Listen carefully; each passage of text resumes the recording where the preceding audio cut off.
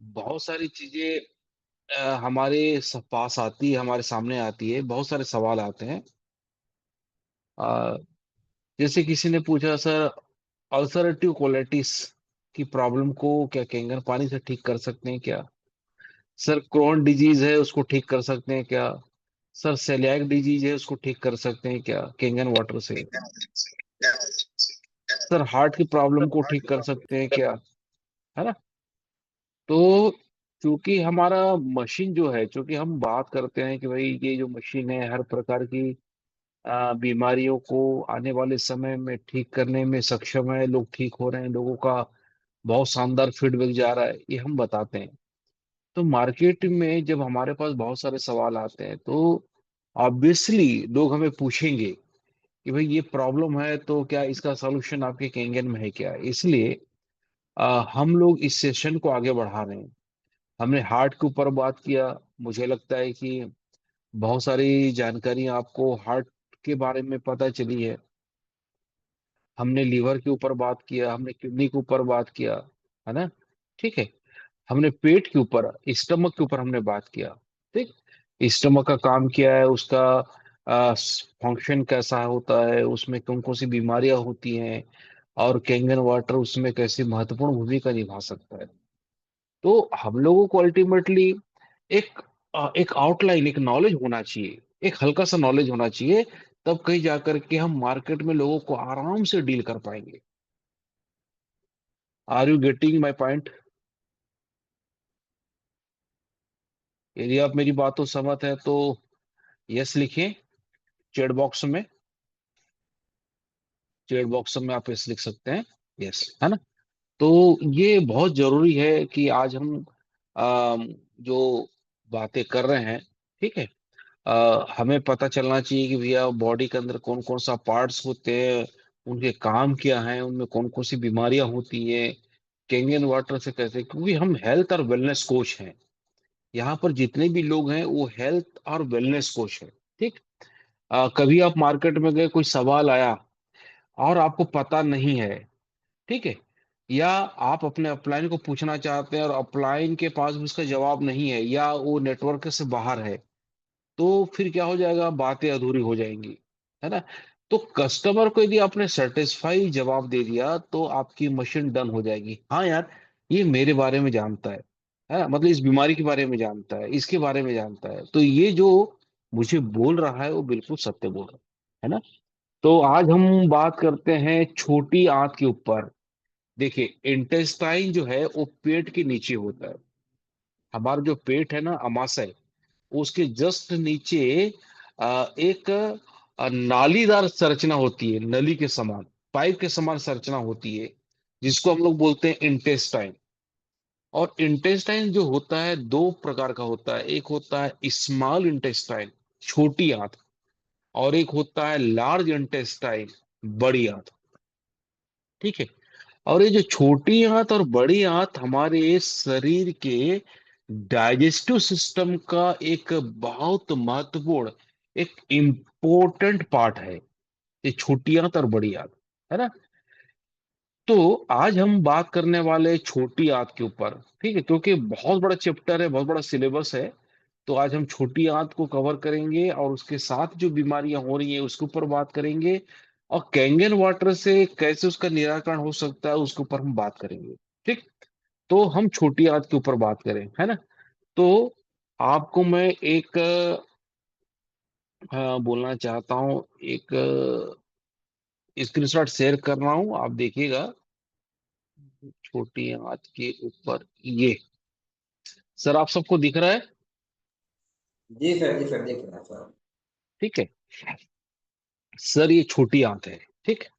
आप देख रहे हैं छोटी आंत में ये जो स्टमक है, जो स्टमक मैंने लिखा है, ये देखिए स्टमक। ठीक है। इसके जस्ट नीचे ये जो येलो कलर की पाइप है, येलो कलर की पाइप है ना, जो नली है ना, जो उल्टी पुल्टी जो मिली हुई है, एकदम जालीदार, है ना, मतलब एकदम जाल के समान जो है नली जो फैली हुई है, उसी को हम लोग बोलते हैं छोटी आंत। ठीक है। और जो ब्राउन कलर का या ग्रे कलर का जो आप पाइप देख रहे हैं वो बड़ी आंत है। ठीक।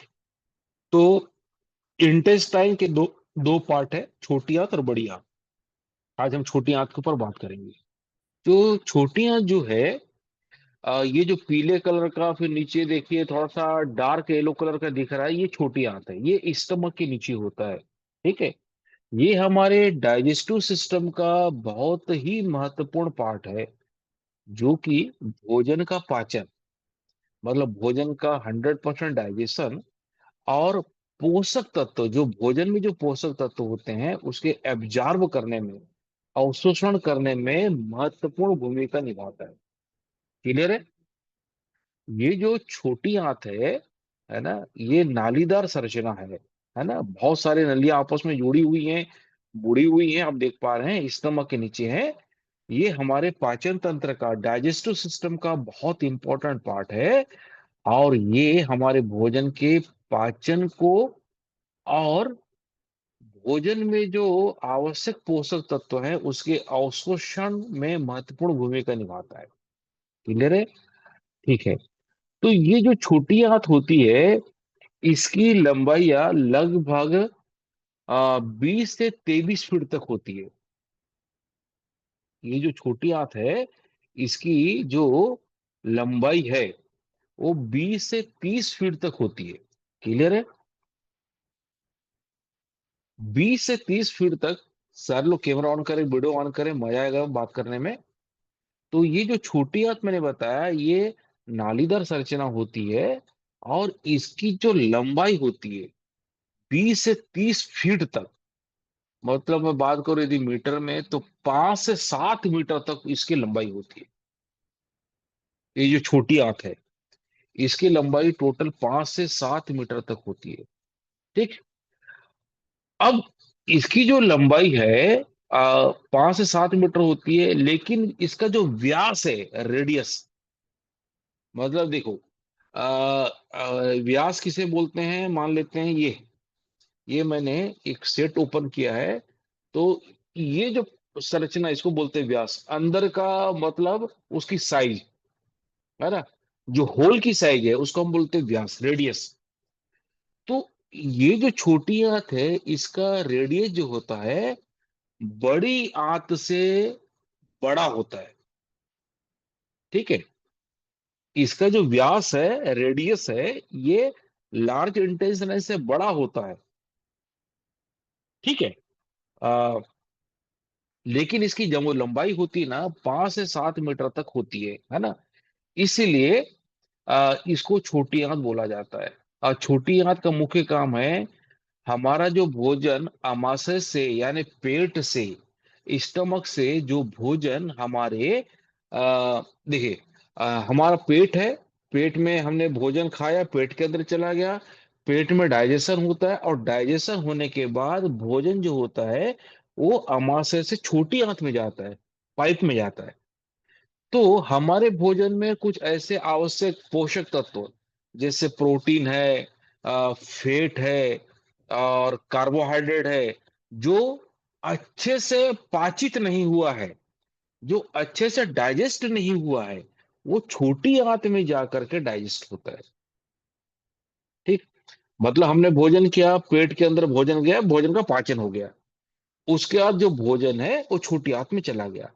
लेकिन छोटी आंत क्या करता है, हमारे भोजन में, पाचित भोजन में, जो भोजन पच चुका था स्टमक में, पेट में, उस भोजन के अंदर भी ये देखता है, क्या ये जो भोजन पेट से आया है, स्टमक से जो आया है मेरे पास, क्या उसके अंदर और प्रोटीन तो नहीं है, फैट तो नहीं है, कार्बोहाइड्रेट तो नहीं है, आवश्यक पोषक आहार तो नहीं है। यदि है तो उसको क्या करता है, एब्जॉर्ब करता है। मतलब छोटी आंत का काम है कि भोजन का कोई भी आवश्यक पोषक तत्व बेवजह मल द्वार से मल बनकर के बाहर ना निकले। भोजन के जितने भी पोषक तत्व हैं वो पूरी तरह से एब्जॉर्ब हो जाए, ये छोटी आंत का काम है। तो छोटी आंत जो होती है एक लंबी जालीदार संरचना होती है, एकदम मतलब पाइप समान संरचना होती है, जो 5 से 7 मीटर तक की लंबी होती है। ठीक। अब इसका आकार देखें, है ना, इसमें कौन कौन से पार्ट्स होते हैं उसके ऊपर मैं बात करूं। थोड़ा सा इसको देखते हैं।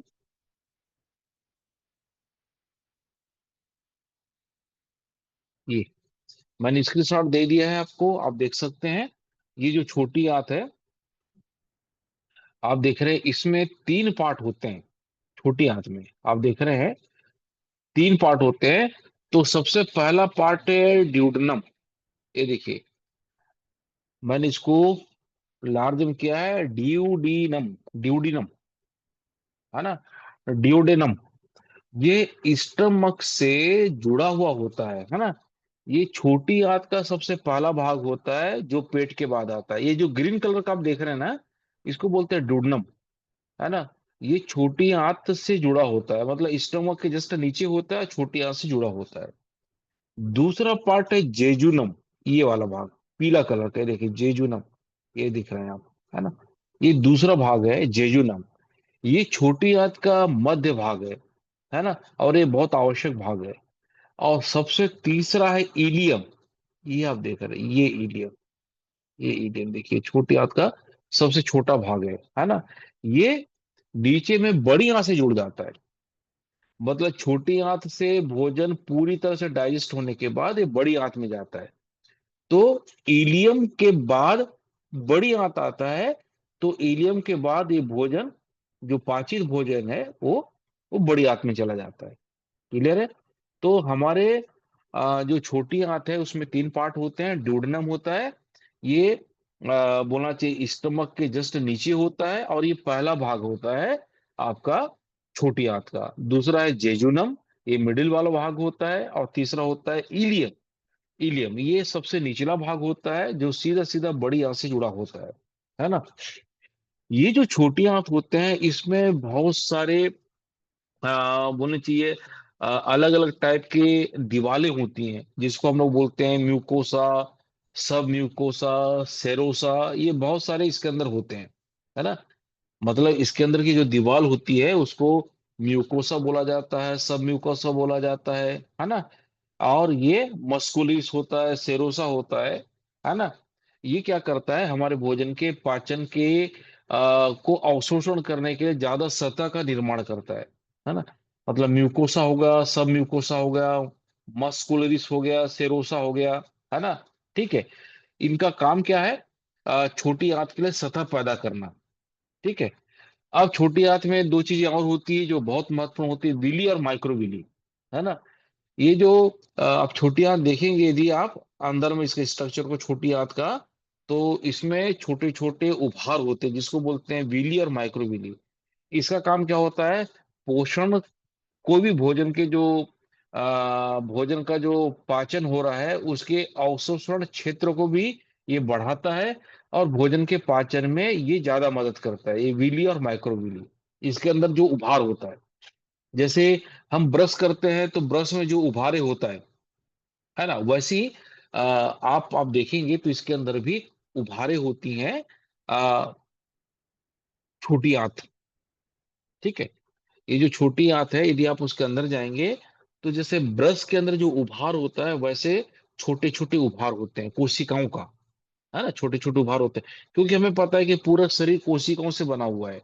तो ये जो नली है, ये जो पाइप, ऐसा सा मुड़ा हुआ पाइप दिख रहा है आपको, ये क्या करता है, उसके अंदर छोटे छोटे ब्रश के समान कोशिकाएं होती हैं, उभरी होती हैं, जिसको विली और माइक्रोविली कहते हैं।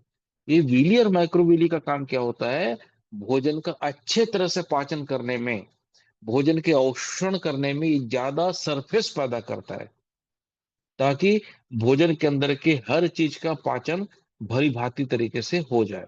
ठीक है। तो ये हो गया छोटी आंत, है ना। तो छोटी आंत की संरचना के बारे में मैंने बता दिया शॉर्ट में, है ना। बस हम इतनी जानेंगे कि छोटी आंत में तीन भाग होता है, डूडनम होता है, जेजुनम होता है, और इलियम होता है। ठीक है। अब छोटी आंत के मुख्य कार्य तो आप देख पाएंगे, मैं थोड़ा एक स्क्रीन शेयर करूंगा आपको, तो आप इसको स्क्रीन शॉट कर लीजिएगा। आ, ये आपको काम आने वाला है, ये छोटी आंत का कार्य। ये मैं स्क्रीन शॉट आपको कर रहा हूँ, ये आप देख रहे हैं। तो छोटी आंत का काम, है ना। तो मैंने बोला छोटी आंत का काम है, पेट से जो भोजन आया है उसमें यदि आवश्यक प्रोटीन होगा, कार्बोहाइड्रेट होगा, वसा होगा, उसको पाचन करने का काम, उसको डाइजेस्ट करने का काम होता है। ठीक है, क्लियर है। अच्छा, पाचन। तो हमारे भोजन में प्रोटीन भी होता है, कार्बोहाइड्रेट भी होता है, वसा भी होता है। ये तीनों का पाचन कहाँ पे होता है? छोटी आंत में होता है। इसको आप नोट कर लीजिए। तो प्रोटीन का पाचन, तो छोटी आंत में जो प्रोटीन को एमिनो एसिड में तोड़ने के लिए एंजाइम होता है। आप देख पा रहे हैं, जो छोटी आंत होता है, इसको स्क्रीनशॉट आपने कर लिया? ठीक है, इसको आपने स्क्रीनशॉट कर लिया है ना? ठीक है।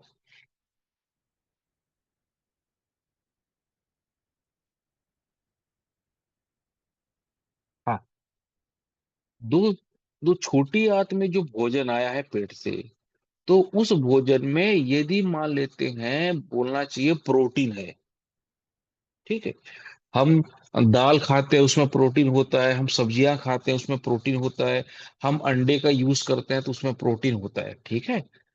तो जो प्रोटीन हमारे भोजन में है, जिसका पाचन आमाशय में नहीं हुआ है, वो भोजन आया है हमारे छोटी आंत में।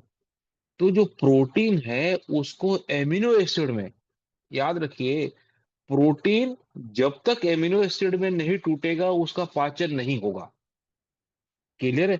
तो हमारे भोजन में यदि प्रोटीन है, तो उसको एमिनो एसिड में तोड़ने का काम छोटी आंत में होता है। और ये किसके माध्यम से होता है? एंजाइम की। तो मैंने बोला था म्यूकोसा, सब म्यूकोसा, ये जो कोशिकाएं होती हैं, एक एंजाइम सिक्रेट करती है। इस एंजाइम की वजह से हमारे भोजन का जो प्रोटीन है वो एमिनो एसिड में कन्वर्ट हो जाता है, टूट जाता है, मतलब प्रोटीन का पाचन हो जाता है। दूसरा मैंने बोला कार्बोहाइड्रेट का पाचन। तो हमारे भोजन में यदि कार्बोहाइड्रेट है, कार्बोहाइड्रेट कहाँ से मिलेगा? हम चावल खाते हैं, रोटी खाते हैं, बाजरा खाते हैं, है ना। बहुत सारी चीजें ऐसी खाते हैं जिसके अंदर कार्बोहाइड्रेट होता है ना। ठीक है, ब्रेड होता है ना। हम जंक फूड खाते हैं तो उसमें भारी मात्रा में कार्बोहाइड्रेट होता है। ठीक है। तो हमारे भोजन में कार्बोहाइड्रेट है, जिसका पूरी तरह से पाचन पेट में नहीं हुआ है, वो छोटी आंत में आ गया है। तो उस कार्बोहाइड्रेट का भी पाचन होना चाहिए। तो कार्बोहाइड्रेट जो भोजन में है, उसका पाचन किस में बदलना है? उसको ग्लूकोज में। कार्बोहाइड्रेट किस में चेंज होगा, टूटेगा? ग्लूकोज में। क्लियर है। तो हमारी छोटी आंत में कुछ स्पेशल एंजाइम होते हैं जो भोजन के कार्बोहाइड्रेट को ग्लूकोज में चेंज करते हैं। क्लियर है। तीसरा, हमारी छोटी आंत में वसा का भी पाचन होता है। वसा भी टूटता है, क्योंकि हमने खाना खाया तो उसमें तेल हमने खाया है, घी खाया है, डालडा खाया है, तो हमारे पेट के अंदर चला गया है वसा। ठीक है। हम मांस खाते हैं, है ना, नॉन वेजिटेरियन है, चिकन खाते हैं, मटन खाते हैं, उसमें भी फैट्स होता है। तो ये जो फैट्स है जो छोटी आंत में चला जाता है, तो ये फैट जब तक फैटी एसिड में नहीं टूटेगा तो उसका पाचन नहीं होगा। तो हमारे भोजन में जो फैट है, वसा है, उसको फैटी एसिड में चेंज करना है। तो इसके लिए वहां पर भारी मात्रा में एंजाइम होते हैं। क्लियर है। ठीक है। तो हमारे जो छोटी आंत है उसमें तीन चीजों का डाइजेशन होता है, यानी तीन चीजों का पाचन होता है। पहला होता है प्रोटीन का, दूसरा होता है कार्बोहाइड्रेट का, और तीसरा होता है वसा का। तो प्रोटीन एमिनो एसिड में टूटेगा, कार्बोहाइड्रेट ग्लूकोज में टूटेगा, और आपका वसा फैटी एसिड में टूटेगा। तब ये तीनों जब टूटेंगे, तब भोजन का सही तरीके से पाचन होगा। तो छोटी आंत का ये स्पेशल काम है। इसके अलावा छोटी आंत में कुछ इम्यूनिटी पावर बढ़ाने वाले, रेजिस्टेंट पावर बढ़ाने वाले कुछ बैक्टीरिया होते हैं। अब यदि जाएंगे, तो जो छोटी आंत है, छोटी आंत में इम्यूनिटी सिस्टम को बढ़ाने के लिए क्या होते हैं? एंजाइम होते हैं, बैक्टीरिया होते हैं, जो हमारे छोटी आंत को बचाते हैं बीमारियों से। तो आप सबको पता है कि हमारा कैंगन वाटर पावरफुल एंटीऑक्सीडेंट है। तो जब आप कैंगन वाटर पीते हैं तो ये छोटी आंत की इम्यूनिटी पावर को बढ़ाने में मदद करता है। याद रखिए, इम्यूनिटी पावर का बड़ा होना, इम्यूनिटी पावर का हेल्दी होना, इम्यूनिटी पावर का स्ट्रोंग होना बहुत जरूरी है। क्यों? क्योंकि हम इतना सारा भोजन खा रहे हैं, वो भोजन पच रहा है आपके पेट में, वो भोजन जा रहा है छोटी आंत में। तो छोटी आंत के अंदर कई सारे हानिकारक बैक्टीरिया बन सकते हैं। तो उससे लड़ने के लिए छोटी आंत में ऊपर वाले ने कुछ एंजाइम, कुछ बैक्टीरिया दिया हुआ है जो छोटी आंत की इम्यूनिटी पावर को बढ़ाता है। वैसे भी हम कैंगन वाटर पीते हैं, तो कैंगन वाटर का बोलना चाहिए एंटीऑक्सीडेंट पावर ज्यादा होता है। पावरफुल एंटीऑक्सीडेंट है हमारा कैंगन वाटर। एक गिलास पानी 2.5 किलो ब्लूबेरी जूस के बराबर है। एक गिलास पानी 20 cup green tea, 20 cup vitamin C के बराबर है। पावरफुल एंटीऑक्सीडेंट है। तो ये क्या करेगा? हमारी छोटी आंत की इम्यूनिटी पावर को, प्रतिरक्षा प्रणाली को बढ़ाएगा। इसके अलावा विषाक्त पदार्थों को, टॉक्सिक पदार्थों को बाहर निकालने में भी छोटी आंत की बहुत महत्वपूर्ण भूमिका होती है। सर मेरी बात आप समझ गए? क्लियर है? क्लियर है? ठीक है। तो ये जो छोटी आंत है हमारे पाचन तंत्र का, डाइजेस्टिव सिस्टम का एक बहुत बड़ा पार्ट है। और इसका मुख्य काम है भोजन का पाचन करना, और भोजन के अंदर जो आवश्यक पोषक तत्व हैं उसका 100% अवशोषण करके उसको बड़ी आंत में भेजना। ठीक है, ये हमारा छोटी आंत का काम है। ठीक है। और छोटी आंत में की लंबाई कितनी होती है? 5 से 7 मीटर के आसपास की इसकी लंबाइयां होती है। क्लियर है? ये बहुत शानदार अंग है। अच्छा, जो मीट खाते हैं, बकरा खाते हैं, तो आप देखना, बकरा खाने के बाद इसी इंटेस्टाइन को धो करके उसको फ्राई करके लोग खाते हैं। क्या बोलते हैं सर उसको? कोई है यहाँ पे बता सकता है उसको देसी भाषा में क्या बोलते हैं? वो जो बकरा का जो पाइप जो निकलता है वही तो छोटी आंत बड़ी आंत होता है ना? उसके पूरे कचरे को पानी से साफ करके, फिर उसको काट करके उसको क्या करते हैं, उबाल करके, फिर उसको क्या बोलना चाहिए, फ्राई करते हैं। और उसकी एक सूखी सब्जी बनती है, उसका क्या नाम है, कोई बता सकता है? चैट बॉक्स में लिखिए। मन्ना जी कुछ आइडिया है? मन्ना जी आइडिया नहीं है? कोई बता सकते हैं? कोई बता सकते हैं यहाँ पे? नहीं ना? लेकिन आप लोग को पता है ना ऐसा होता है? कितने लोगों को पता है? यस लिखिए। जो बकरा को जब काटा जाता है तो उसके इंटेस्टाइन और स्मॉल इंटेस्टाइन, लार्ज इंटेस्टाइन को निकाल करके उसके पाइप को पूरा धोया जाता है, पूरा कचरा को साफ करके उस इंटेस्टाइन को छोटे छोटे टुकड़े करके उसको क्या बोलना चाहिए, सूखी सब्जी बनाया जाता है ना? तो हाँ, ये आपको पता होगा, बहुत से लोगों को पता होगा। अब उसका नाम मुझे नहीं मालूम, लेकिन लोग उसको इस्तेमाल करते हैं। अधिकांश लोग उसको चखना के रूप में इस्तेमाल करते हैं। चखना के रूप में, है ना? जो लोग एल्कोहल यूज करते हैं, एल्कोहल उल्कोहल लेते हैं, है ना, तो उन लोग उसको चखना के रूप में इस्तेमाल करते हैं। और वो उनका फीडबैक आता है, सर बहुत टेस्टी लगता है करके, है ना? तो वही जो चखना बनता है ना, वही इंटेस्टाइन का बनता है। क्लियर है मेरी बात? ठीक, इंटेस्टाइन से बनता है। अब ये तो हो गया आपका छोटी आंत, स्मॉल इंटेस्टाइन। इसके बारे में मैंने आपको बहुत सारा चीज बता दिया, आपको क्लियर हो गया। अब हमारे स्मॉल इंटेस्टाइन में भी कुछ कुछ बीमारियां होती हैं, है ना? तो छोटी आंत की जो बीमारियां होती हैं उसमें सबसे पहली बीमारी है आपका क्रोहन रोग। आपको मैं इसको स्क्रीनशॉट करता हूं थोड़ा सा, आप लोग इसको नोट कर दीजिएगा। जस्ट मिनट, मैं आपको इसको स्क्रीनशॉट भेज रहा हूँ।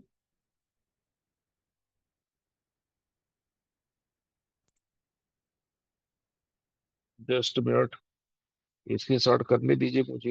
ये आपका हो गया।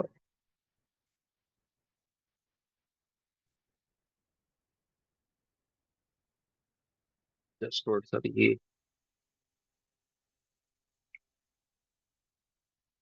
इसको मैं भी भेज रहा हूँ, तो इसको आप स्क्रीनशॉट कर लीजिएगा।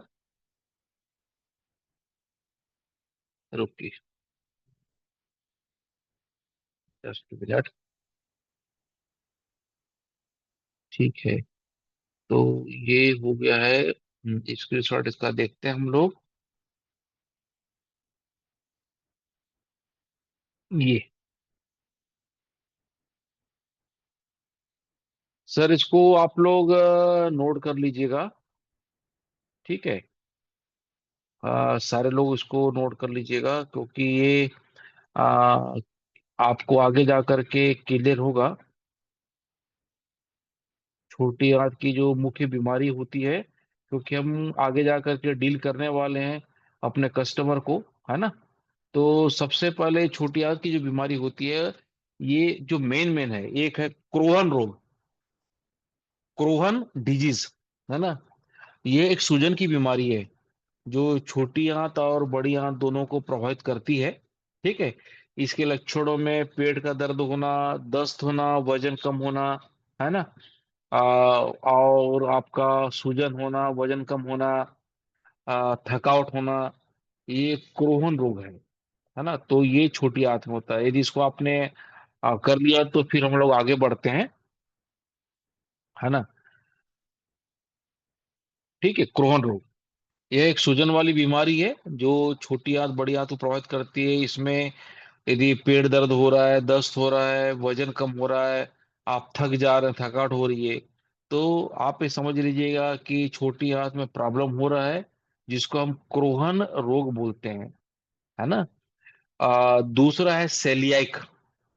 तो सेलियाक रोग, ये सेलियाक डिजीज है, ये बहुत बड़ी प्रॉब्लम है, आज की डेट में ज्यादा हो रही है। ये ऑटो इम्यून बीमारी है, जिसमें ग्लूटेन के सेवन से, जो ग्लूटेन होता है उसके सेवन से छोटी आंत और बड़ी आंत की दीवारों में, छोटी आंत की दीवार में सूजन हो जाती है, जिससे बड़ा नुकसान होता है। और इसमें भी बहुत ज्यादा दस्त होता है, पेट दर्द होता है, वजन कम होता है ना। ठीक है, तो ये आपने इसको नोट कर लिया है, ठीक। हम्म, तो हम लोग बात कर रहे हैं, सबसे पहले छोटी आंत में होता है क्रोहन रोग। तो इसमें छोटी आंत हल्की सी सूज जाती है, उसमें स्वेलिंग आ जाती है ना। तो जब छोटी आंत में स्वेलिंग आ जाती है, तो भोजन का पाचन में डिस्टरबेंस हो जाता है। तो इसमें क्या होगा, पेट दर्द होगा, उल्टी टाइप का लगेगा, है ना, बेचैनी रहेगी, थकावट रहेगी, है ना। तो इसको बोलते हैं क्रोहन रोग, ठीक। दूसरा है सेलाइक। सेलाइक रोग जो होता है, ये आम बीमारी होती चली जा रही है, और ये ऑटो इम्यून बीमारी है। ऑटो इम्यून बीमारी मतलब ये हमारे खान पान की वजह से होती है। तो जो लोग ज्यादा ग्लूटेन, ग्लू ग्लू ग्लूटेन, जो लोग ज्यादा ग्लूटेन का इस्तेमाल करते हैं, उनको ये बीमारी होती है। अब ग्लूटेन क्या होता है? जो आप ब्रेड खाते हैं, मैदा वाला चीज जो खाते हैं, मैदा, मेरी बात समझिएगा, जितनी भी मैदा वाली चीजें होती हैं, अब आप कल्पना कीजिए कौन कौन सा आएगा।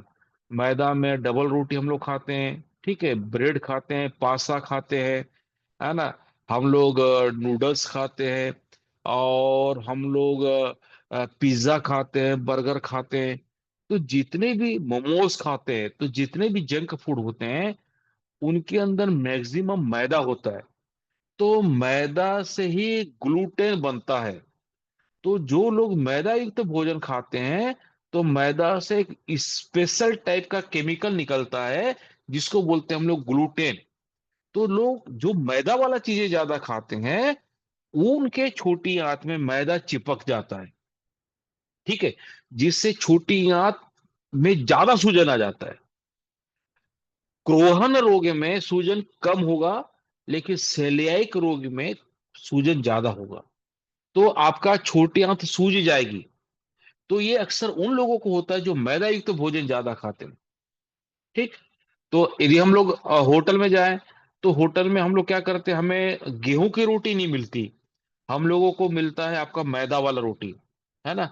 तो जितने भी मैदा वाली रोटी हम लोग खाते हैं, ब्रेड खाते हैं, इसके अंदर ग्लूटेन होता है। तो इन लोग क्या करते हैं, ये हमारे छोटी आंत को क्या करते हैं, सुजाते हैं। तो इनके, जो लोग ज्यादा मात्रा में इसका इस्तेमाल करते हैं, किसका, ग्लूटेन का, मैदा वाला भोजन का। वो क्या करता है, हमारे छोटी आंत को फुला देता है, तो छोटी आंत में बड़ी मात्रा में सूजन आ जाता है। तो सूजन आने से क्या होगा, हमारे पेट में दर्द होगा, क्योंकि भोजन का पाचन नहीं हो पा रहा है। तो पेट का दर्द होगा, उल्टी आएगा, बार बार दस्त होगा आपको, है ना। जो मल है वो एक साथ नहीं निकलेगा, बल्कि आपको लगेगा कि भाई मुझे क्या बोलना चाहिए, मुझे फ्रेश होना है। लेकिन आप फ्रेश होने जाएंगे तो पूरी तरह से फ्रेश नहीं हो पाएंगे। बार बार आपको ऐसा मन करेगा कि मुझे फ्रेश होना है, फ्रेश होना है। पेट के निचले हिस्से पे दर्द होगा आपको, लेकिन पूरी तरह से पेट साफ नहीं होगा। तो ये समझ लीजिएगा कि ये सेलियाक रोग का लक्षण है। क्लियर है। तीसरा मैंने आपने देखा होगा इरिटेबल, मैंने बोला था इरिटेबल बाउल सिंड्रोम, आईबीएस। ये भी एक आम बीमारी है जो छोटी आंत में होती है, आईबीएस, इरिटेबल बाउल सिंड्रोम। इसमें भी क्या हो जाता है, आपके एक आम बीमारी जिसमें आ, कब्ज की शिकायत होगी, जिसको ज्यादा कब्ज होता है ना, जिसका भोजन का डाइजेशन सही नहीं होता है ना, गैस बनना है, खट्टे डकार आना है ना, उल्टी टाइप का लगना है, पेट भारी भारी होना है, तो इसको बोलते हैं आईबीएस, इरिटेबल बाउल सिंड्रोम, है ना। ये उन लोगों को होता है मैक्सिमम जिनको कब्ज की शिकायत लंबे समय से रहती है, कॉन्स्टिपेशन की समस्या लंबे समय से होती है, या ऐसे लोग जो खाना खाने के तुरंत बाद पानी पी जाते हैं, तो भोजन का डाइजेशन सही नहीं हो पाता, और ये IBS, irritable bowel syndrome, IBS, ये उन लोगों को होता है, तो इसमें कब्ज बना रहेगा। ठीक है। इसके अलावा है छोटी आंत का अल्सर। छोटी आंत में भी छोटी छोटी गांठें हो जाती हैं, जिसको हम लोग बोलते हैं अल्सर। तो ये भी छोटी आंत की बीमारी है, छोटी आंत का अल्सर। अल्सर छोटी आंत में भी होता है। क्लियर है। उसके बाद होता है छोटी आंत का कैंसर, जो कि आज बहुत ज्यादा मात्रा में होता है। छोटी आंत का कैंसर ये एक बोलना चाहिए रेयर बीमारी है ना। और ये आज के डेट में ज्यादा ज्यादा लोगों को हो रही है। ये होता है आपका कैंसर, छोटी आंत का कैंसर, है ना। इस टाइप से बहुत सारी बीमारियां छोटी आंत से रिलेटेड है। तो मैंने आपको बताया छोटी आंत में कुल बीमारियों को मैंने क्या क्या बताया। एक तो क्रोहन रोग बताया, इसमें पेट दर्द होगा, सूजन होगा, पेट साफ सही नहीं होगा, उल्टी होगी, दस्त होगा, थकावट रहेगा, है ना। ये हल्का सा सूजन होता है जब आपके छोटी आंत में, तभी होगा। दूसरा है सेलियाक। तो सेलियाक डिजीज में क्या होता है, मैंने बताया जो लोग ज्यादा मैदा यूज करते हैं, मैदा की चीजें जैसे ब्रेड खाते हैं, पिज्जा खाते हैं, बर्गर खाते हैं, मोमोज खाते हैं, जंक फूड जो खाते हैं, उनके अंदर मैदा होता है। और मैदा के अंदर एक केमिकल होता है जिसको बोलते हैं ग्लूटेन। ये ग्लूटेन का पाचन, डाइजेशन नहीं हो पाता छोटी आंत में सही तरीके से। इसीलिए ये क्या करता है, छोटी आंत की नलियों को सुजा देता है, ज्यादा मात्रा में सूजन आ जाता है सेलिएक में। तो इसमें भी पेट दर्द होगा, उल्टी होगी, बार बार दस्त होगा, कब्जे की शिकायत रहेगी। तीसरा मैंने बोला आपका IBS, irritable bowel syndrome, irritable bowel syndrome. तो मैंने इसको आपको बताया था कि इसमें कब्ज की शिकायत जिनको ज्यादा रहती है, जो कॉन्स्टिपेशन के शिकार ज्यादा होते हैं, उनको ये प्रॉब्लम आती है, कॉन्स्टिपेशन की समस्या। फिर मैंने बोला छोटी आंत का अल्सर, आंतों का अल्सर, है ना, ये भी एक बहुत बड़ी बीमारी है। और एक है छोटी आंत का कैंसर, छोटी आंत में कैंसर भी होता है, जो कि आज के डेट में ज्यादा हो रहा है। पहले रेयर था, ज्यादा लोगों को नहीं होता था, लेकिन जैसे हमने अपने जीवन के अंदर जंक फूड को इस्तेमाल कर दिया, हमने जैसे ज्यादा अल्कोहल हमने यूज किया, हम जितने भी जो अल्कोहल अल्कोहलिक लोग रहते हैं, जो ज्यादा मात्रा में ड्रिंक करते हैं, ज्यादा मात्रा में कार्बोनेटेड जूस यूज करते हैं, है ना, जस्ट लाइक आपका फ्रूटी है, माजा है, जितने भी लोग जंक फूड का, है ना, और एल्कोहल का, वाइन पीते हैं, विस्की पीते हैं, है ना, रम पीते हैं, फिर प्लस जो लोग देसी वाइन का इस्तेमाल करते हैं। ठीक है, देसी वाइन में यूरिया ज्यादा मात्रा में होता है। लोग देसी जो वाइन होता है उसमें यूरिया का मिक्सअप करते हैं ताकि नशा ज्यादा हो, है ना। तो ये सारी चीजें का इस्तेमाल जब करते हैं तो ये पेट से फिर छोटी आंत में जाता है और ये पच नहीं पाता। और जिसकी वजह से क्या हो जाता है, छोटी आंत में कैंसर क्रिएट हो जाता है, कैंसर जनरेट हो जाता है। क्लियर है मेरी बात? तो ये छोटी आंत का कैंसर है जो रेयर होता है, लेकिन आज की डेट में ज्यादा ज्यादा लोगों को हो रहा है। तो ये हो गया आपका छोटी आंत में होने वाली बहुत सारी बीमारियां। अब छोटी आंत को अपने को ठीक करना है, तो कैंगन वाटर के बारे में हम बात करें। देखिए, अब आपकी छोटी आंत में प्रॉब्लम है कि नहीं है, तो आपको लक्षण पता चल जाएगा। पेट दर्द हो रहा है, बार बार आप पेट दर्द की शिकायत कर रहे हैं, कॉन्स्टिपेशन की शिकायत कर रहे हैं, भोजन का पाचन सही नहीं हो पा रहा है, तो आपको उल्टी हो रही है, खट्टी डकार आ रही है, ठीक है, आपका पूरी तरह से पेट साफ नहीं हो रहा है, या आपको ऐसा लग रहा है कि मेरा पेट साफ होने वाला है, जब लेकिन आप टॉयलेट जाते हैं तो पूरी तरह से पेट साफ नहीं हो पा रहा है, रुक रुक करके मल बाहर आ रहे हैं, ठीक है, तो आप ये समझ लीजिएगा कि भाई छोटी आंत में कोई दिक्कतें तो नहीं है ना। तो इसके लिए एंडोस्कोपी और कोलोनोस्कोपी मशीन का इस्तेमाल किया जाता है। तो जब हम लोग डेमो दिखाते हैं तो डेमो में क्या बताते हैं, इनका नाम है mister Hiromi शिनिया, founder of endoscopy, founder of colonoscopy.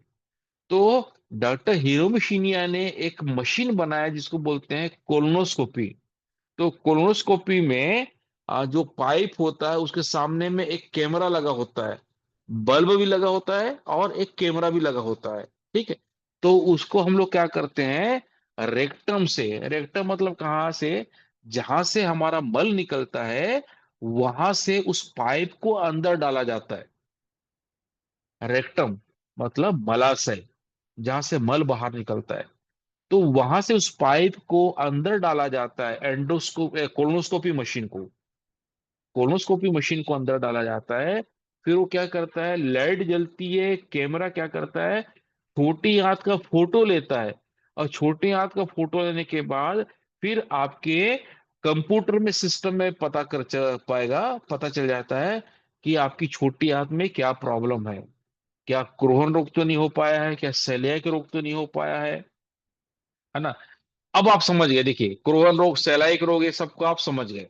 तो अब क्या होगा कि यदि मान लेते हैं आपने डायग्नोसिस किया और डॉक्टर बोला कि भाई ये बीमारी है, तो आप बोलोगे नहीं यार, ये सूजन हो गया है।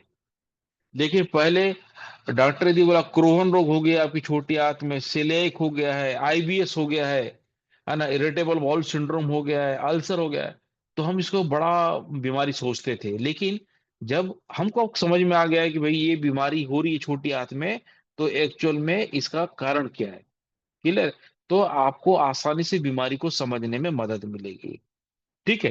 तो डॉक्टर क्या करते हैं, जब आप शिकायत लेके जाते हैं डॉक्टर के पास कि भाई मेरा पेट साफ नहीं होता, कब्ज हो रही है, बार बार दस्त हो रहा है ना, पेट दर्द होता है, पेट के निचले हिस्से पे नाभि के पास बड़ा दर्द होता है, तो डॉक्टर बोलता है भैया कि आपको चेक करना पड़ेगा। फिर वो क्या करता है, कोलोनोस्कोपी मशीन अंदर डालता है, और वो एक्सरे निकालता है, फोटो निकालता है और बताता है कि आपके अमाशय में क्या सूजन तो नहीं है, सॉरी छोटी आंत में सूजन तो नहीं है, कोई प्रॉब्लम तो नहीं है, फिर वो आपको दवाई देता है, क्लियर है। इसके अलावा एक बहुत बड़ी बीमारी है जिसका नाम है, जो आपको पता होगा, डॉक्टर आनंद ढीगरा का मैंने एक आपको वीडियो भेजा था बहुत पहले। मैंने बोला था, डॉक्टर ढीगरा को कितने लोग जानते हैं? डॉक्टर आनंद ढीगरा इंदौर के हैं। 25 कंट्रीज में उनका काम होता है, कैंगन को लेकर के बहुत बड़े विद्वान आदमी है। तो उन्होंने कैंगन मशीन लिया था, तो उनको प्रॉब्लम हुआ था अल्सरेटिव कोलाइटिस, अल्सरेटिव कोलाइटिस। तो ये जो बीमारी थी डॉक्टर आनंद ढीगरा को थी, और इसमें वो बहुत पेनफुल पोजीशन थे, कई वर्षों तक उनको ये बीमारी थी, है ना। तो अल्सरेटिव कोलाइटिस में क्या होता है कि इसके लक्षण में क्या होगा कि जो आपका जो मल है ना, मल के साथ खून आता है, मल के साथ यदि खून आता है, मल के साथ यदि मवाद आता है, ठीक है, और बार बार कब्ज की शिकायत होती है, बार बार उल्टी होगा, बार बार दस्त होगा, और जब जब दस्त होगा तो उसमें ब्लड आएगा, है ना, उसमें ब्लड आएगा, और बोलना चाहिए मवाद आएगा, मेरी बात समझ रहे हैं? ये बहुत गंभीर बीमारी है, ये भी छोटी आंत से रिलेटेड बीमारी है, जिसको बोलते हैं अल्सरेटिव कोलाइटिस। तो डॉक्टर आनंद ढींगरा साहब को ये बीमारी थी, और कैंगन वाटर से उनको बड़ा फायदा हुआ था, है ना। तो अल्सरेटिव कोलाइटिस में भी क्या होता है कि जब छोटी आंत सूज जाती है ना, भारी मात्रा में सूज जाती है, जो लोग ज्यादा मैदा का इस्तेमाल करते हैं, है ना, ग्लूटेन का इस्तेमाल करते हैं, तो उनकी जो विली है, माइक्रोविली है, वो ग्लूटेन का अवशोषण कर नहीं पाती। तो कुल मिलाकर के आपकी छोटी आंत में जब सूजन आ जाता है, भोजन का पाचन सही नहीं हो पाता है, तो जो भोजन है, देखिए भोजन या तो पचेगा या फिर सड़ेगा। भोजन का डाइजेशन होता है या फिर भोजन को सड़ता है, दो चीजें होती है। तो भोजन यदि पाचन हो रहा है तो आपका छोटी आंत बढ़िया काम कर रहा है, लेकिन यदि भोजन सड़ रहा है तो समझ लो छोटी आंत सही काम नहीं कर रही है, आपका पेट सही काम नहीं कर रहा है। तो जब भोजन सड़ने लगता है, तो उस कंडीशन पे ये बीमारी होती है, अल्सरेटिव कोलाइटिस। तो कैंगन वाटर से हम इसका लाभ देख सकते हैं, अल्सरेटिव तो डॉक्टर साहब बोल रहे थे कि भाई कैंगन वाटर का वो बताते हैं अपनी स्पीच में कि भाई मैं कैंगन वाटर पिया, करीबन 15 साल पुरानी मेरी बीमारी एकदम ठीक हो गई करके कैंगन वाटर से। तो कैंगन वाटर जो है अल्सरेटिव कोलाइटिस के लोगों के लिए बहुत शानदार काम करेगा। तो ये क्या करेगा कैंगन वाटर, क्योंकि इसके अंदर अल्कलाइन प्रॉपर्टी है, हमारा कैंगन वाटर अल्कलाइन है, आयोनाइज्ड क्या अल्कलाइन है। तो ये क्या करेगा, आंतों की सफाई करेगा, आंतों का जो पीएच है उसको अल्कलाइन करेगा, है ना। अम्लीय अल्कलाइन को, अम्लीय जो वातावरण है उसको अल्कलाइन क्षारीय वातावरण में कन्वर्ट करता है, जिससे छोटी आंत का सूजन कम होगा। तो जो अल्सरेटिव कोलाइटिस के जो रोगी हैं कैंगन वाटर पियेंगे, तो क्या होगा, इसके अंदर अल्कलाइन प्रॉपर्टीज होने की वजह से छोटी आंत के सूजन को कम करेगा, उसके वातावरण को अल्कलाइन करेगा, पाचन तंत्र को कैंगन वाटर मजबूती देता है, क्योंकि हमारा पीने का पानी जो है वो माइक्रो क्लस्टर है, कैंगन वाटर पतला है, तो भोजन के पाचन को ये मदद करेगा, भोजन के पाचन को बढ़िया करेगा, दुरुस्त करेगा, ठीक है, सूजन को कम करेगा, कैंगन वाटर हाइड्रेट करेगा। देखिए, हमेशा डॉक्टर साइंटिस्ट कहते हैं, आयुर्वेदिक बोलता है कि हमें ज्यादा से ज्यादा पानी पीना चाहिए, कम से कम 4 से 5 लीटर स्वस्थ व्यक्ति को डेली पानी पीना चाहिए। तो जो व्यक्ति ज्यादा पानी पिएंगे, उनके भोजन का डाइजेशन अच्छा होगा, नलियां साफ होगी, नलियां डिटॉक्स ज्यादा होंगी, अच्छे से होंगी। तो कैंगन वाटर माइक्रो क्लस्टर है, पतला है, और दूसरी बात क्या है कि इस पानी को हम ज्यादा मात्रा में पी लेते हैं, ठीक है। जो नॉर्मल आदमी रेगुलर वाटर को जो 2 लीटर पी रहा था, माइक्रो क्लस्टर प्रॉपर्टी होने की वजह से कैंगन वाटर 5 लीटर तक पीता है, क्योंकि हम कैंगन वाटर ज्यादा मात्रा में पानी पी रहे हैं। तो हमारा शरीर हमेशा हाइड्रेट रहेगा, तो हमारे बॉडी में पानी की कमी नहीं होगी। तो हमारा पानी एंटीऑक्सीडेंट है, तो ये क्या करेगा, छोटी आंत की इम्यूनिटी पावर को बढ़ाएगा, छोटी आंत के रोगों को लड़ने में मदद करेगा, छोटी आंत के अच्छे जो बैक्टीरिया हैं उसकी इम्यूनिटी पावर को बढ़ाएगा, जिससे जो भोजन आया है छोटी आंत में डाइजेशन के लिए, तो इसकी प्रतीक्षा प्रणाली, इसकी इम्यूनिटी पावर यदि मजबूत होगी, तो क्या होगा, हमारा छोटी आंत बीमार नहीं पड़ेगा, छोटी आंत की प्रतिरक्षा प्रणाली, इम्यूनिटी पावर बढ़ेगा, ठीक है। और चूंकि हम कैंगन वाटर पी रहे हैं, पतला है, तो ये क्या होगा, विषाक्त पदार्थों को, टॉक्सिक को छोटी आंत से बाहर निकालने में मदद करेगा, ज्यादा मात्रा में टॉक्सिक हमारे शरीर से बाहर निकलेंगे मल के माध्यम से, क्लियर है। तो और हमारे शरीर में कभी पानी की कमी नहीं होगी, इसलिए शरीर को हाइड्रेट रखने के लिए कैंगन वाटर बहुत महत्वपूर्ण भूमिका निभाता है। तो जो अल्सरेटिव कोलाइटिस की जो बीमारियां हैं, या क्रोहन रोग है, या सेलाइक रोग है, या आईबीएस है ना, इरिटेबल बाउल सिंड्रोम है, या अल्सर है, या कैंसर है, इस सारी प्रकार की जो बीमारियां हैं उसके लिए कैंगन वाटर बहुत महत्वपूर्ण भूमिका निभाएगा। क्यों? क्योंकि पानी एंटीऑक्सीडेंट है, तो एंटीऑक्सीडेंट होने की वजह से हमारा प्रतिरक्षा प्रणाली, इम्यूनिटी सिस्टम बढ़ेगा, किसका, छोटी आंत का। अल्कलाइन है, तो बीमारियां एसिडिक वातावरण में होता है, हमारा पानी अल्कलाइन है, तो ये क्या करेगा, छोटी आंत के वातावरण को अल्कलाइन मोड पे शिफ्ट करेगा, जिससे भोजन का 100% पाचन में मदद होगा। क्लियर है। छोटी आंत बीमार नहीं पड़ेंगी, इम्यूनिटी पावर अच्छा होने की वजह से, पावरफुल होने की वजह से। हमारा पानी माइक्रो क्लस्टर है, हाइड्रेट रहेंगे हम हमेशा, पानी की बॉडी में कमी नहीं होगी। तो जितना ज्यादा पानी पिएंगे, मल द्वार और हमारी छोटी आंत उतना ज्यादा क्या होगा, साफ होगा, वहां से टॉक्सिक बाहर निकलेगा। तो हमारा जो कैंजर वाटर है, ये बहुत महत्वपूर्ण भूमिका निभा सकता है छोटी आंत को मदद करने में। ठीक है।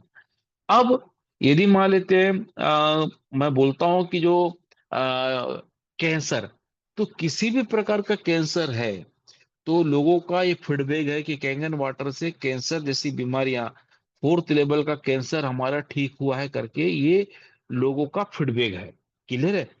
तो आप यदि 11.5 pH का पानी स्ट्रोंग एल्कलाइन ले रहे हैं, तो मैं सबसे एक निवेदन करूंगा कि सारे लोग डेली सुबह शाम, आप स्वस्थ हैं या बीमार हैं तो भी सुबह शाम 11.5 pH का पानी, स्ट्रोंग एल्कलाइन 11.5 pH का पानी सुबह फ्रेश निकालें और उसको आप पीजिए। डेली आपको पीना है। क्यों? क्योंकि हम डेली कुछ न कुछ रासायनिक चीजें पेट के अंदर ले रहे हैं। ठीक है। हमारा वातावरण के अंदर डस्ट पार्टिकल बहुत हो गए हैं। ठीक है। तो हमारे शरीर के अंदर डेली कुछ न कुछ केमिकल चीजें जा रही हैं। तो अपने को 11.5 pH का पानी डेली पीना है, सुबह शाम 1 गिलास, खाली पेट। आधा घंटा कुछ भी मत खाएं, 1 घंटा यदि रुक सकते हैं तो वेरी बेस्ट, बहुत अच्छा, है ना। तो आप सुबह शाम खाली पेट 11.5 पीजिएगा, तो ये क्या करेगा, आपकी छोटी आंत को बहुत अच्छे से सफाई करेगा, छोटी आंत को और मजबूत करेगा। और दिन भर तो आपको 9.5 pH का पानी पीना है, रेगुलर पीना है ना। क्लियर है। तो कैंगन वाटर अल्सरेटिव कोलाइटिस के लक्षणों को कम करने में मदद करेगा, है ना। और यह पूरी तरह से बीमारी को ठीक करने में मदद करेगा। तो डॉक्टर आनंद ढींगरा का 15 साल पुराना अल्सरेटिव कोलाइटिस एकदम ठीक हो गया है कैंगन वाटर के नियमित सेवन करने से, है ना। तो इसमें ब्लड नहीं आएगा आपके मल में, मवाद नहीं आता, सूजन नहीं होगा, छोटी आंत अच्छी हो जाएंगी। ये है आपका छोटी आंत के लिए बेहतर चीज हमारा कैंगन वाटर, जो आने वाले समय में, क्योंकि हम कैंगन यूजर हैं, डेली कैंगन पानी पी रहे हैं, तो ये हमारे बॉडी को बहुत अच्छा करेगा। क्लियर है। इसके अलावा हम लोग थोड़ा सा आयुर्वेद की तरफ हम बात करें, जड़ी बूटियों की तरफ बात करें, तो ऐसी बहुत सारी चीजें हैं जो छोटी आंत को बहुत अच्छा करने में मदद करेंगी। जैसे त्रिफला का चूर्ण। तो आप यदि मेरी बात को ध्यान से सुन पा रहे हैं, तो त्रिफला का चूर्ण अमृत है ना। तो त्रिफला में, जो त्रिफला चूर्ण होता है आज की डेट में तो आसानी से मिल जाता है। ठीक है। आंवला है, हरड़ है, बहरा है, ये सबको मिला के हम लोग क्या बोलते हैं, त्रिफला चूर्ण कहते हैं, है ना। तो आयुर्वेद में बहुत सारे कंपनियां बनाती है, डाबर बनाती है, पतंजलि बनाती है, है ना। और आपका आपका श्री श्री रविशंकर महाराज जी का भी आता है। तो त्रिफला चूर्ण को आप हमेशा इस्तेमाल करें, हमेशा। स्वस्थ रहे तो भी, बीमार है तो भी। ठीक है।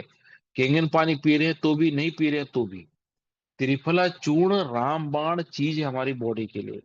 तो त्रिफला चूर्ण का सेवन 1 चम्मच आपको करना है रात को सोते समय।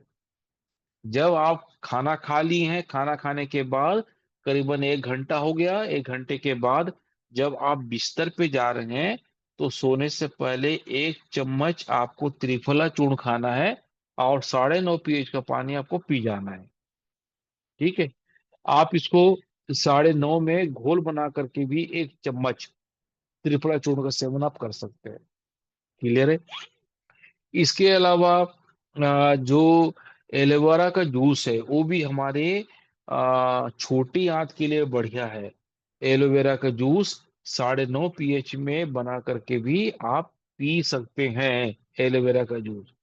इसके अलावा जो कैरेट है, और आपका बोलना चाहिए बीट रूट है, चुकंदर। चुकंदर का जो जूस है हमारे छोटी आंत के लिए बहुत पावरफुल है। तो क्या करेंगे आप, बीट रूट का आप जूस बनाइए। किसके साथ बनाएंगे, ज्यादा पावरफुल रहेगा। सुबह यदि आप 11.5 pH पानी पी रहे हैं, तो बीट रूट एक चुकंदर ले लीजिएगा, चुकंदर का जूस बना लीजिएगा मिक्सी में 11.5 pH के पानी के साथ। तो 2 गिलास 11.5 pH का पानी लीजिए, एक बीट रूट ले लीजिए, और बढ़िया मिक्सर ग्राइंडर में घुमा करके उसका जूस बना लीजिएगा, और उस जूस को खाली पेट पीजिएगा। तो चुकंदर भी आपके पेट में चला गया, और प्लस 11.5 pH भी चला गया। तो इसको भी आपको खाली पेट पीना है, चुकंदर का जूस, है ना। अगला, आप सबसे एक चीज और करना है मुझे। जितने भी छोटी आंत को सबसे ज्यादा प्रॉब्लम करती है, छोटी आंत के फंक्शन को खराब करती है, पेट को खराब करती है, वो है एल्कोहल, वाइन, रम, विस्की, है ना। तो इनका इस्तेमाल न करें, इनका सेवन बंद कर दें। ये हमारी छोटी आंत के हेल्थ के लिए बहुत खराब है। दूसरा, आप अभी भी यदि कार्बोनेटेड जूस पी रहे हैं, तो कार्बोनेटेड जूस में थम्स अप है, फ्रूटी है, माजा है, रियल जूस है। मार्केट में जितने भी जूस हैं जो डब्बा बंद है, वो सारे ऑक्सीडाइज हैं, खराब हो चुके हैं। ठीक है, मेरी बात समझिएगा। जितने भी पैकेट वाले डब्बा बंद जूस आपको मार्केट में दिखते हैं, सबके सब ऑक्सीडाइज हैं, कार्बोनेटेड हैं। इवन पतंजलि का भी। इसलिए डब्बा बंद जूस से आप बचें। डब्बा बंद जूस एक तो ऑक्सीडाइज होता है, फिर उसमें फ्लेवर डाला जाता है केमिकल के माध्यम से। उसके टेस्ट बढ़ाने के लिए, सुगंध बढ़ाने के लिए फ्लेवर डाला जाता है। तो मार्केट के जितने भी जूस हैं, कार्बोनेटेड है, फ्लेवर्ड है, और आपका ऑक्सीडाइज है। ये हमारी छोटी आंत की हेल्थ के लिए खराब है। ये हमारी बॉडी को ऑक्सीडाइज करेंगे, छोटी आंत को ऑक्सीडाइज करेंगे, इम्यूनिटी पावर को कमजोर करेंगे, और डिहाइड्रेशन करेंगे। इसलिए इससे बचिए, इसका सेवन मत कीजिए। ठीक है। मैदा वाला, इसको बहुत ध्यान से समझिएगा, मैदा वाला भोजन से अपने और अपने परिवार को दूर रखिए, है ना। मैदा, तो जिसमें भी मैदा है, जैसे डबल रोटी में मैदा होता है, टोस्ट में मैदा होता है, मोमोज में मैदा होता है, आपका आ, पिज्जा में मैदा होता है, बर्गर में मैदा होता है। और हम तंदूरी रोटी खाते हैं बड़े चाव से, तंदूरी रोटी, तो तंदूरी रोटी बिना मैदा का नहीं बनेगा। तो मैदा के अंदर ग्लूटेन होता है, हानिकारक ग्लूटेन होता है, जिसका पाचन छोटी आंत में बड़ी मुश्किल हो जाती है। इसलिए इसका इस्तेमाल से आपको बचना चाहिए।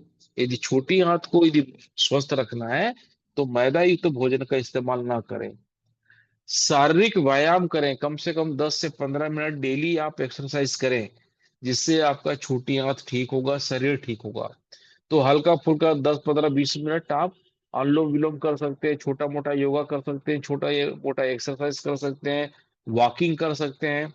तो आप अपने शरीर के लिए आधा 1 घंटा देंगे, तो शारीरिक एक्सरसाइज से आपका बॉडी ठीक होगा, आपकी छोटी आंत अच्छी होंगी, है ना। पानी ज्यादा मात्रा में आपको पीना है।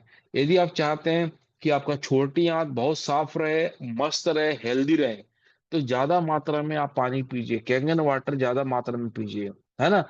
रेगुलर वाटर जो होगा आपकी तबीयत को खराब करेगा, कैंगन वाटर आपको हेल्दी करेगा।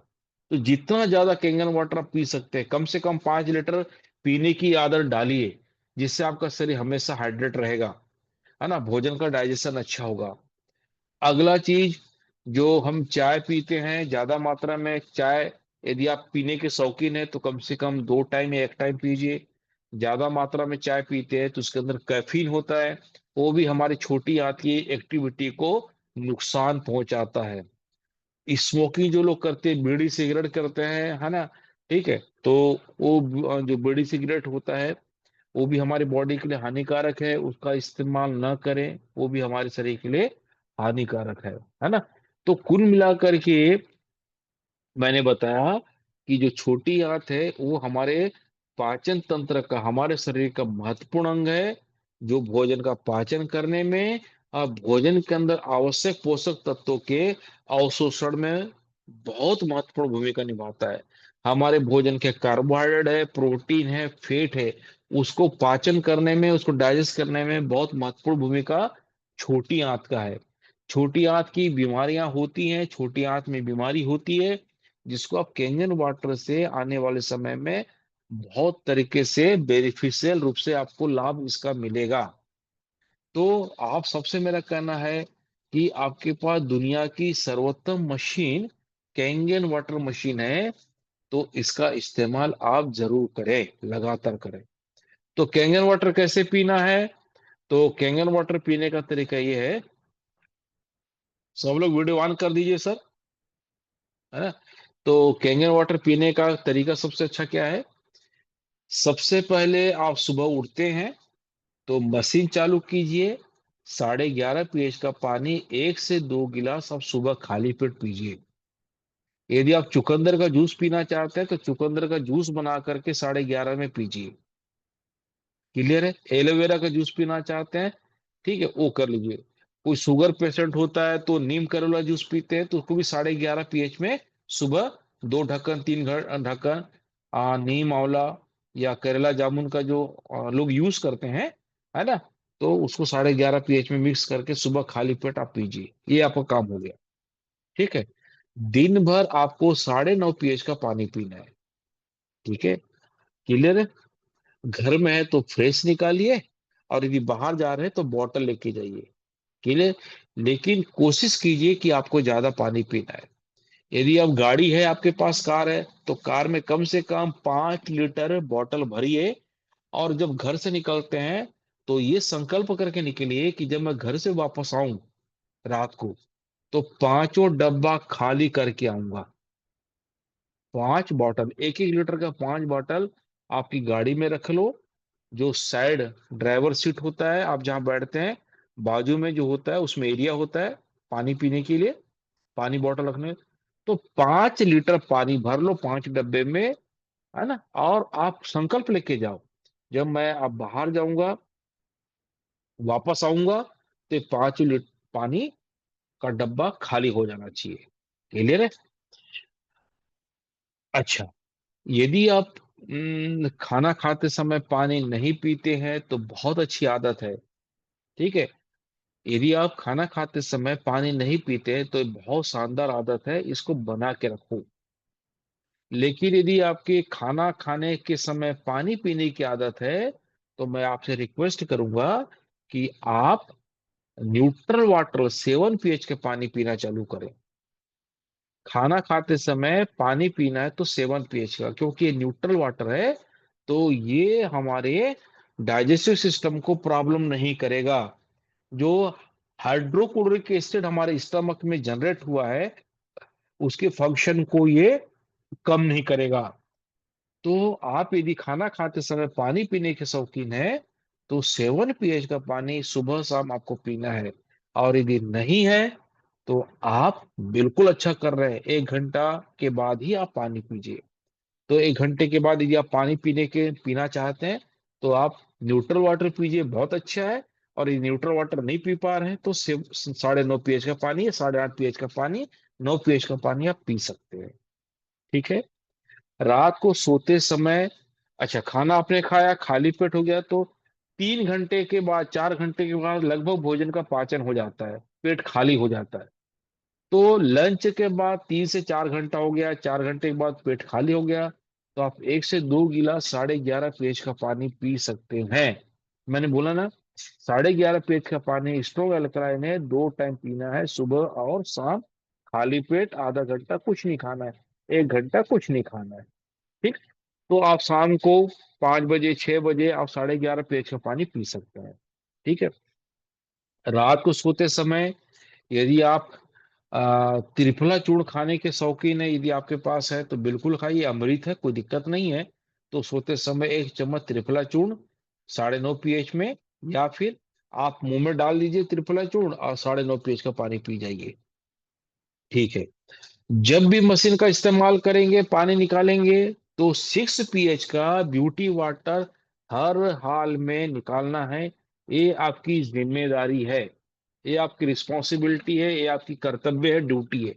ये आप भी जान लो और आपके घर वाले को भी बता दो कि जब कभी भी मशीन से पानी निकालेंगे, 7 pH, 8 pH, 9 pH, 9.5 pH, 8.5, 9, 9.5 strong alkaline, जब कभी भी हम पानी निकालेंगे तो हम ब्यूटी वाटर 6 pH का पानी हमें डेली निकालना है। कम से कम 2 से 3 बोतल तो आप निकालो। वैसे कंपनी बोलती है कि 5 लीटर 5 मिनट तक आपको ब्यूटी वाटर निकालना है। कंपनी का जो गाइडलाइन है वो कहता है कि 5 मिनट तक आपको ब्यूटी वाटर निकालना है। यदि आपके पास समय नहीं है तो 2 से 3 बोतल आप निकालिए, लेकिन जब जब मशीन आप यूज करेंगे, ब्यूटी वाटर आपको निकालना है। मशीन जब भी बंद होगा, ब्यूटी वाटर में बंद करके रखिएगा। उससे आपको ज्यादा झागदार पानी मिलेगा, बबल्स की मात्रा ज्यादा होगी आपके कैंगन वाटर में। जब भी आप कैंगन वाटर निकालेंगे तो बबल्स की मात्रा ज्यादा निकलेगी। तो जब कभी भी मशीन को बंद करेंगे तो ब्यूटी वाटर के बटन में ही आप उसको बंद कीजिए। तो सुबह आपने निकाला ब्यूटी वाटर और मशीन को बंद कर दो, तो ब्यूटी वाटर में बटन दबा रहेगा। तो 6 pH में बटन दबा रहेगा तो उसका क्या परिणाम होगा? तो आप देखेंगे कि जैसे 6 pH का बटन दबाएंगे, तो आप मुझे देखिए, मेरी हथेली को देखिए। तो ऊपर वाला भाग हमारा, जब हम एल्कलाइन वाटर निकालते हैं तो ऊपर वाला भाग कैथोड होता है, -चार्ज का। नीचे वाला भाग होता है एनोड, +चार्ज का। ठीक है। लेकिन जैसे हम ब्यूटी वाटर निकालते हैं तो इसका पोल चेंज हो जाता है, प्लेट्स का। टाइटेनियम और प्लेटिनियम का जो प्लेट्स है उसका पोल चेंज हो जाता है। तो ब्यूटी वाटर 6 pH का पानी है, एसिडिक वाटर है, तो पोल चेंज हो जाता है। अब ऊपर वाला प्लस हो जाएगा, प्लस हो जाएगा मतलब कैथोड हो जाएगा। और नीचे वाला प्लस, ऊपर वाला प्लस एनोड हो जाएगा, और नीचे वाला कैथोड हो जाएगा, माइनस हो जाएगा। तो पोल चेंज हो गया। तो जैसे हमने ब्यूटी वाटर निकाला तो ऊपर वाला प्लस है, नीचे वाला माइनस है। तो लंबे समय तक प्लेट्स इस पोजीशन में रहेगा, प्लस और माइनस पोजीशन पे। तो ये मानो कि मशीन ऑटो क्लीन होता जाएगा। क्योंकि आपको पता है कि जब हम एक 2 टाइप का क्लीनिंग करते हैं, कौन कौन सा क्लीनिंग होता है? एक होता है डीप क्लीन और एक होता है, 2 टाइप का क्लीन होता है, कोई बता सकता है? चैट बॉक्स में लिखे हैं। 2 टाइप का क्लीन होता है मशीन का। चैट बॉक्स में लिखिए, चैट बॉक्स में, चैट बॉक्स में लिखिए, चैट बॉक्स में लिखिए।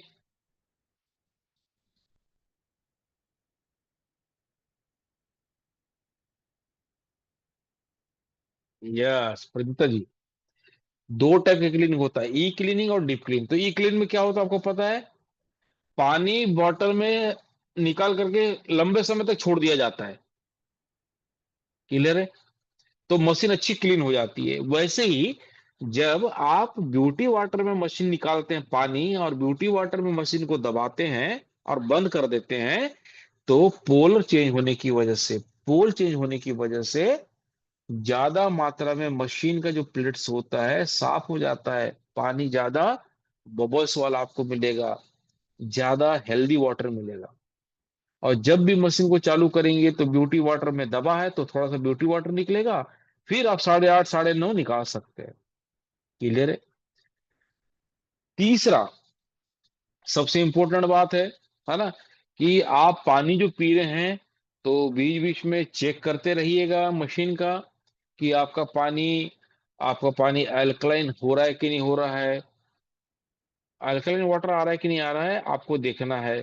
तेल टूट रहा है कि नहीं टूट रहा है, देखना है। बीच बीच में आपको देखते रहना है। क्यों?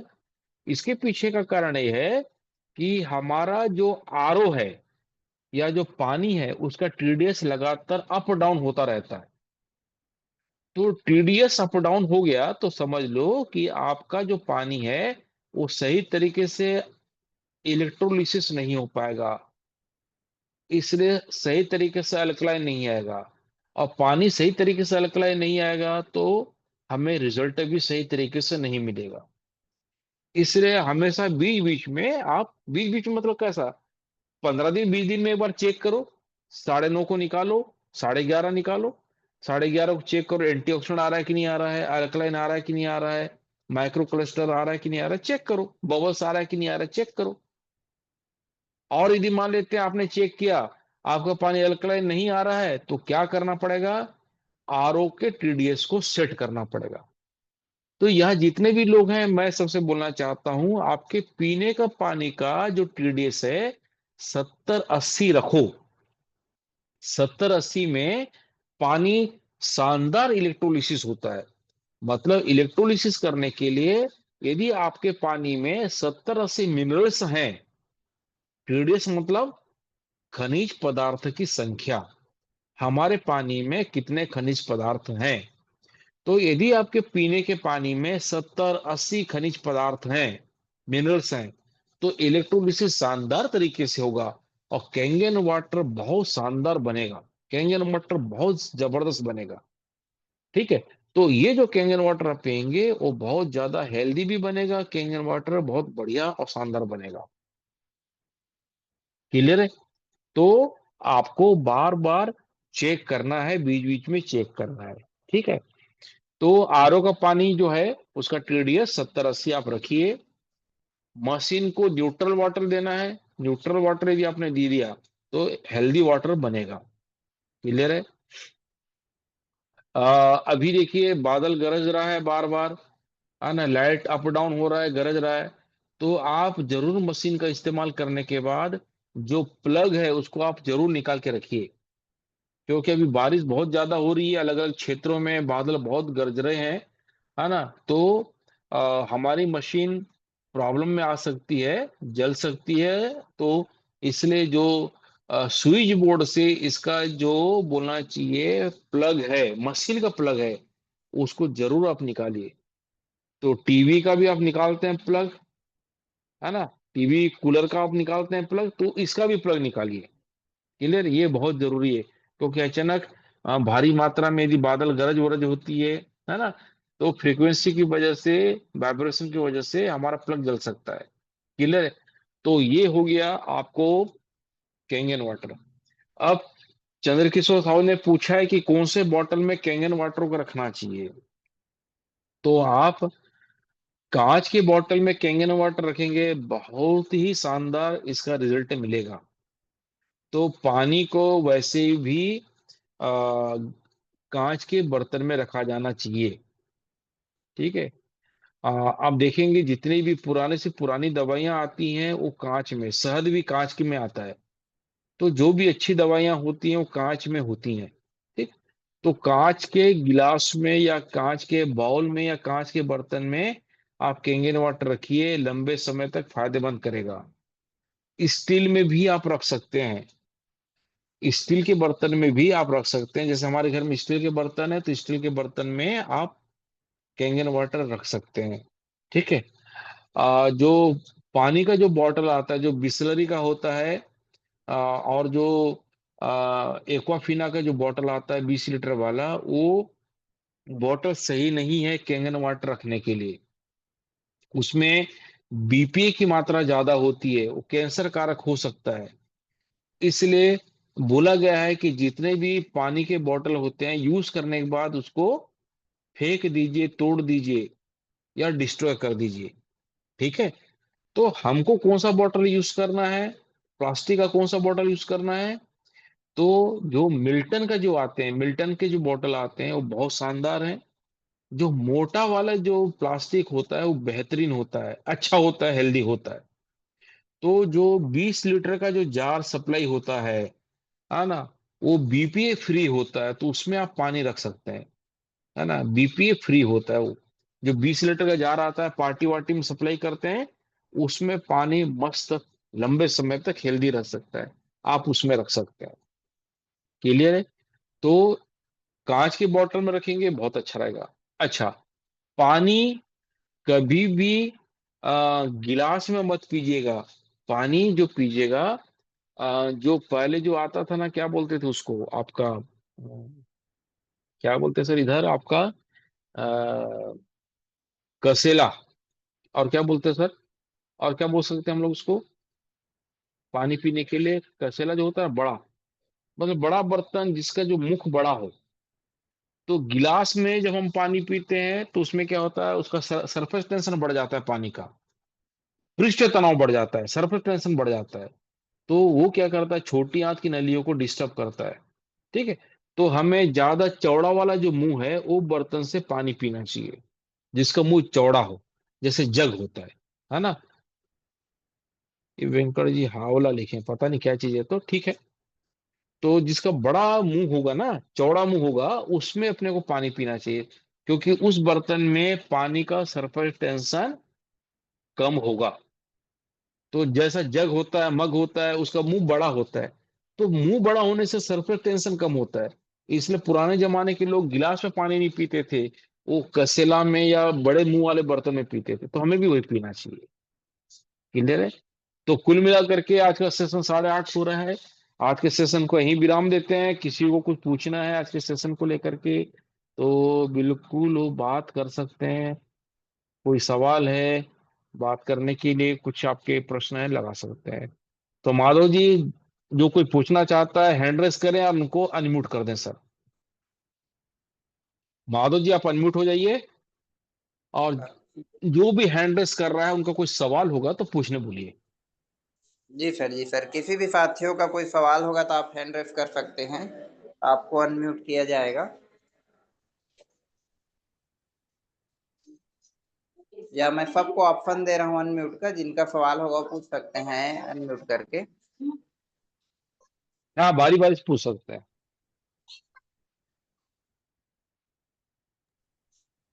आप अनम्यूट कर सकते हैं सर, कोई भी व्यक्ति जिनको सवाल है।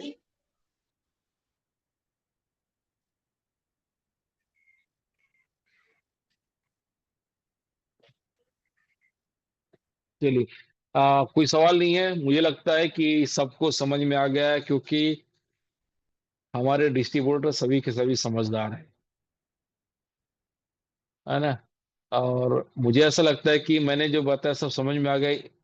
तो इससे अच्छा क्या हो सकता है कि हमने यहाँ पे बोला और सब लोग समझ गए, हमारी भाषा समझ गए, यानी मीटिंग अच्छी हो रही है। तो आज की मीटिंग अच्छी थी, मजा आया। जी सर, जी सर, बहुत ही शानदार सर। बढ़िया। जोरदार सब एकदम। लोग कमेंट्स में लिख सकते हैं, आज की मीटिंग एक्सीलेंट रही। एक्सीलेंट है तो ई लिखिए, आज की मीटिंग एक्सीलेंट है तो ई लिखिए सारे लोग। ई प्रद्युता किशोर खगे जी ने जोरदार लिखा है, कुंज बिहारी जी, माधव जी, सबने ई लिखा, एक्सीलेंट, ई एक्सीलेंट, बहुत बढ़िया। ठीक है। दिलेश्वरी ठाकुर मैडम, तो आप सबको माधव जी, ये जो मीटिंग चल रही ज्ञानवर्धक लग रहा है? जी सर, जी सर, बहुत ही शानदार सर, ज्ञानवर्धक है सर। ज्ञानवर्धक है, बहुत सारी नॉलेज हो रही है। जी निम्या